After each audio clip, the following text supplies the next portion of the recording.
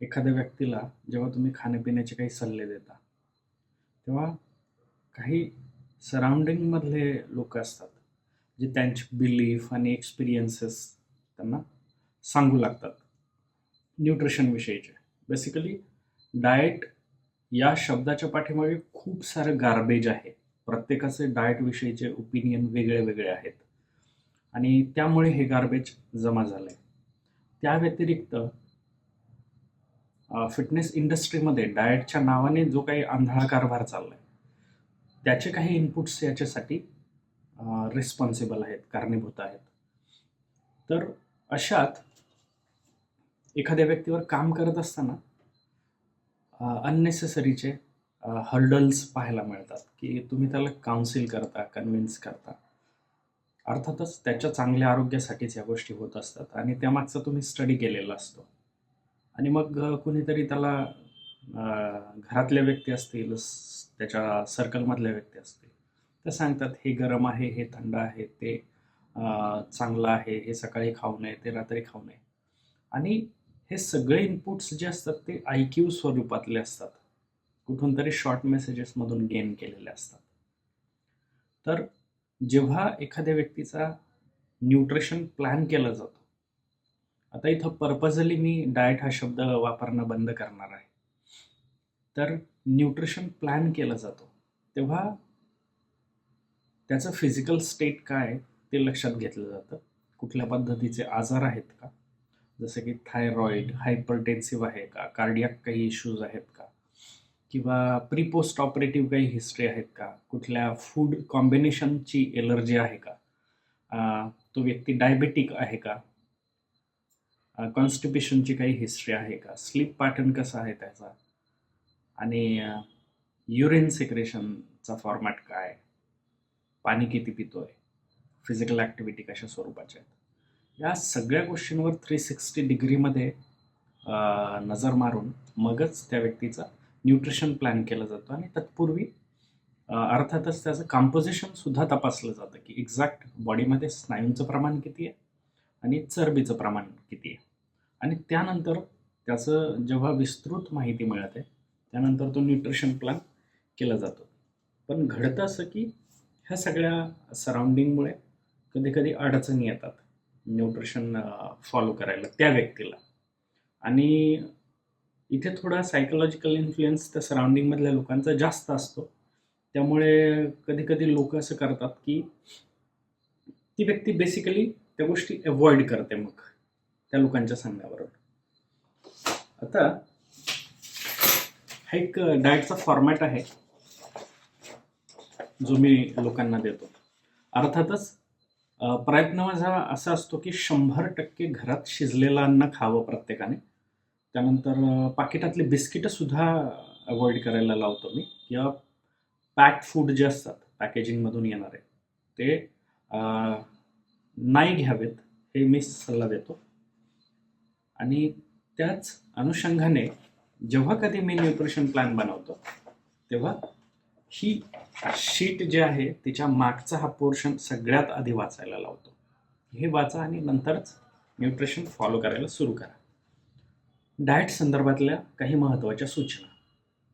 Diet विषयी कोणत्याही व्यक्तीचे मत ऐकत असताना तो व्यक्ती पुरेशा सुज्ञ तसेच आहारशास्त्राचा अभ्यासक असल्याची खात्री करावी. मग उगाच कोणीतरी अक्कल पाझरत आहे आणि न्यूट्रिशनचा न सुद्धा माहिती नाही आहे, तर अशा लोकांचा सल्ला घेण्यात काही सेन्स नाही. डाएट म्हणजे नेमकं काय? डाएट म्हणजे कमी खाणे नव्हे, तर योग्य ते घटक शरीराच्या गरजेप्रमाणे घेणे. डाएट करणे म्हणजे केसांपासून पायाच्या नखापर्यंत शरीराचे पोषण करणे. आता इथे एक गोष्ट समजावी लागेल. डाएट हा वर्ड जो आहे तो लॅटिन टर्मिनॉलॉजीमधून आला. इनफॅक्ट जी काही मेडिकल टर्मिनॉलॉजी आहे ती लॅटिनमधून कन्वर्ट झाली. तर मोस्टली मेडिकल टर्मिनॉलॉजीचे वर्ड्स जे आहेत ते लॅटिनशी रिझम्बलन्स दाखवतात, साम्य दाखवतात. उदाहरणार्थ डाएट हा वर्ड जो आहे हा डायटेया या शब्दापासून बनलेला आहे आणि त्याचा अर्थ होतो वे ऑफ लिव्हिंग किंवा वे ऑफ लाईफ. म्हणजेच शारीरिक गुणवत्तेच्या हेतूने जी गोष्ट तुम्ही आयुष्यभर फॉलो करू शकता, ज्याच्यामुळे तुमच्या शरीराला हार्म होणार नाही कसल्याही पद्धतीचा, अशी संकल्पना म्हणजे डाएट. चरबी घटविणे किंवा मुख्य वजन घटविणे दोन्ही प्रकारांमध्ये 70% वाटा हा खानपानाचा असेल, तर उरलेला 30% व्यायामाचा असेल. त्यानंतर व्यायाम आणि डाएट ह्या दोन्ही गोष्टी सायकलच्या चाकाप्रमाणे, कुठल्याही एका गोष्टीवर डिपेंड राहून तुम्ही आरोग्य नाही मिळवू शकणार. दोन्ही गोष्टींचं साम्य राखावं लागेल. मग अशात जर एखादा प्रोफेशनल नुसतं डाएटविषयी बोलतोय आणि तो व्यायामाकडे दुर्लक्षित करतोय, तर ते सुद्धा चुकीचं असेल. किंवा एखादा व्यक्ती नुसतं एक्सरसाइजविषयी बोलतोय आणि न्यूट्रिशन या फॅक्टरला तो इग्नॉर करत असेल, तर हे सुद्धा चुकीचं आहे. आता व्यायामाची जेव्हा आखणी केली जाते तेव्हा त्या व्यायामामध्ये परिपूर्णता असल्याचं पाहणं गरजेचं आहे. जसं की व्यायाम करत असताना फिटनेसचे 5ही कंपोनंट, उदाहरणार्थ cardiovascular endurance, muscular strength, flexibility, body composition, हे 5ही कंपोनंट त्या व्यायाम प्रकारात समाविष्ट होत आहेत याची खात्री करणं गरजेचं असतं. मग उगाच ग्लॉरिफाय केलेले काही एक्सरसाइज फॉर्मॅट आहे की मला पुंबा आवडतो, मला पोगा आवडतो, तर असं एका ग्लॉरिफाईड फॉर्मॅटवर स्टिक करणं आणि तोच फॉर्मॅट फॉलो करणं ओव्हर द पिरियड, तर हे प्रॉब्लेमॅटिक ठरू शकतो. कारण हे जे काही पर्टिक्युलर एक्सरसाइज फॉर्मॅट आहे हे फिटनेसच्या कोणत्या तरी एका कंपोनंटमध्ये मोडतात.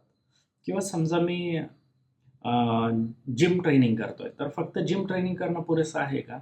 तर नाही आहे. मला फ्लेक्झिबिलिटीचं सुद्धा ट्रेनिंग केलं पाहिजे आणि मला बॉडी कंपोजिशन सुद्धा मॅनेज ठेवलं पाहिजे किंवा कार्डिओव्हॅस्क्युलर एंड्युरन्सवर सुद्धा काम केलं पाहिजे.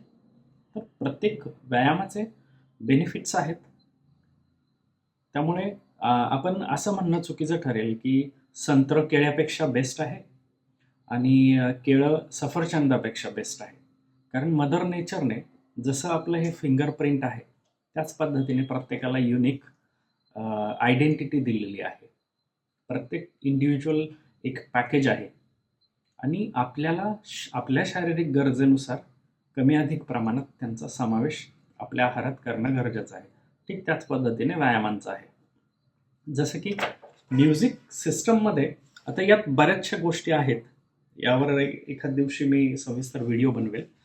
खूप सारे इन्स्ट्रक्शन्स असतात ज्याच्यामुळे थोडंसं तो जो एंड युजर आहे तो एज्युकेट होतो किंवा त्याला मानस लक्षात येतो. आता प्रॉब्लेम हा पण झालेला आहे की बऱ्याचदा फिटनेस प्रोफेशनल काही अंशी असतील ज्यांचा व्यवसाय झाला आहे तो, की प्रॉडक्ट्स विकणं, सप्लिमेंट प्रमोट करणं किंवा जिम हे सेगमेंट जे आहे ते कनेक्ट झालेलं आहे या गोष्टीला. त्यामुळे जिमकडे पाहण्याचा लोकांचा दृष्टिकोन दिवसेंदिवस बदलत चाललेला आहे आणि त्यामुळे सुद्धा काही लोक कॉन्शियसनेस पोटी लोकांना सांगतात की नका करू या गोष्टी. तर जेव्हा या सगळ्या गोष्टी मी न्यूट्रिशन शीटच्या पाठीमागे लिहून देतो तेव्हा त्या व्यक्तीला ते एज्युकेट होतं आणि लक्षात येतं की नाही, हे निर्मळपणे दिलेला एक सल्ला आहे, घ्यायचं नाही घ्यायचं आपल्या हातात आहे. अगेन फेथचा विषय येतो. समोरचा व्यक्ती तुमच्यावर किती फेथ करतोय त्यावर त्या गोष्टी किती प्रमाणात फॉलो करायचं हे तो ठरवतो. तर अशा अनेक गोष्टी आहेत आणि इनफॅक्ट सायकोलॉजी अभ्यासल्यानंतर मला असं जाणवलं की हे फक्त आहार किंवा व्यायाम इथपर्यंत पुरेसं नाही आहे. हे त्याच्याही पलीकडे जाऊन तुमच्या माइंडसेटवर डिपेंड करतं. आता मी हे का म्हणतोय, कारण मी अशी सुद्धा लोक बघितली आहेत जी कोणाच्याही मदतीशिवाय फिट आहेत आणि मी अशी सुद्धा लोक बघितली आहेत ज्यांनी एक्सपर्टकडे ट्रेनिंग केली आहे किंवा वेगवेगळे training protocol, nutrition protocol follow केलेले आहेत आणि तरीसुद्धा आजपर्यंत स्ट्रगलच करत आहेत तसेच आहेत. तर बोलूयात यावर सविस्तर. शेअर करा आपल्या फ्रेंड्स सर्कलमध्ये आणि तुमचे काही प्रश्न असतील तर ते नक्कीच मांडा, मी सॉल्व्ह करण्याचा प्रयत्न करेन.